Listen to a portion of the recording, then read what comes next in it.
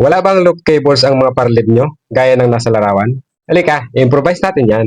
Ang kagandahan kasi mga boss ng may loop cable, pag ginagamit nating backdrop, yung ating mga parlid o yung pangilaw sa stage decoration, hinihilera natin sa baba.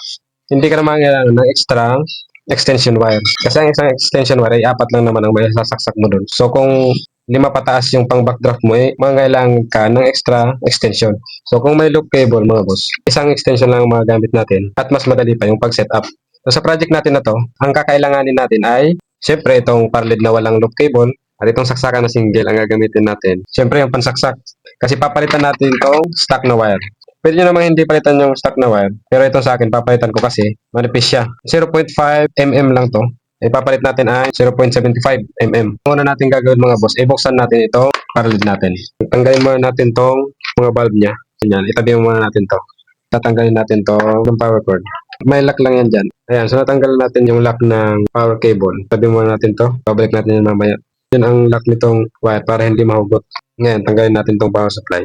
Alisin nyo na muna yung kabit na wire. Picturean nyo para hindi kayo magkamali sa pagbalik. Tapos tatanggalin ko tong stock na wire at papalitan ko ng mas makapal. So tatanggalan natin yung dati niyang wire mga boss.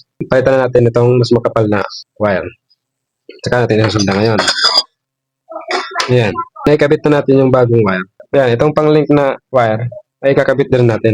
Itong power supply ng aking parlid ay may nakaredy na siyang pin para sa loop cable. So diyan ko na siya ikakabit. Yung pang-link natin ng loop cable. Ayan, dalawa na yung wire niya. Itong isa gagamitin natin dun sa male plug o yung pangsaksak. Itong isa, yung pang-extension wire na niya. Pagkakabitan natin nitong female socket. Para lang sa extension mga boss. So pwede natin ibalik ngayon itong wire sa mainboard at itong wire ng fan. Babalik na natin itong power supply sa kanyang lagayan. Nalabas na natin itong dalawang wire. Balik natin itong lock. So dito pala natin sa likod dito papadaanin. Kung hindi na magkasya kasi nga magkapatong na yung wire, lagayan natin yung butas.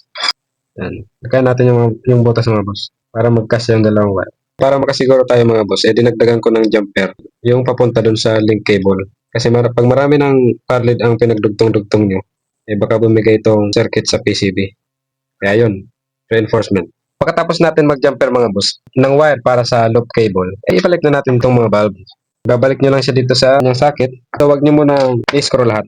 Kasi tetestingin pa natin ito katapos. So, dito tayo sa loop cable. Napakasimple na lang dito. Ikakabit na natin sa bawat wire itong mga male plug at female socket. Mga boss, natapos na natin itong isa. Try natin itong i-link itong isa. Yun, success. Meron ng link cable ang ating parlid.